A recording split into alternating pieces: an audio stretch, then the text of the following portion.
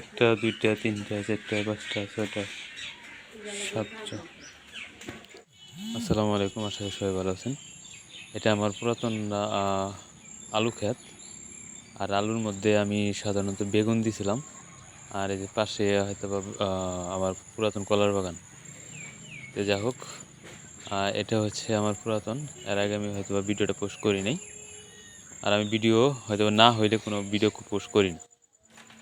আজকে আমি আসছি আমার কলার বাগানে, যেগুলো কলা কিছু কিছু নামানো হইতেছে। এটা আমার নানু ভাই, সে হয়তোবা কলার বাগানের দায়িত্বে আছে। সে খুঁটিনাটি হয়তোবা দেখাশোনা করে এবং কলা ইদানিং বিক্রি করা শুরু করছে। যাই হোক, আজকে বেশি কলা নামাইবে না।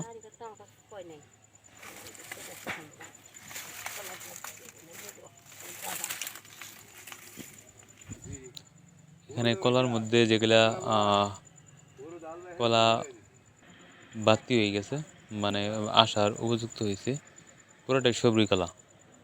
আর যেহেতু দুই একটা কলার পোয়া রাখছিল, এই পোয়াগুলো অলরেডি বড় হয়ে গেছে।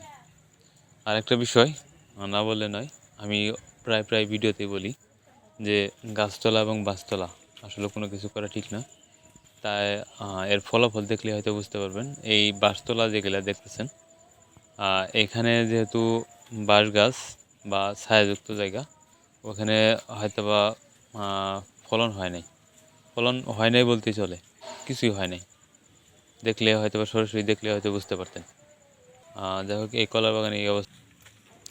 যাই হোক, বৃষ্টির পানি সমস্যা করে, যদি বৃষ্টির পানি জমা থাকে আর যদি ছায়াযুক্ত স্থানে থাকে গাছগুলা, তাহলে কলার ফলন তেমন ভালো হবে না।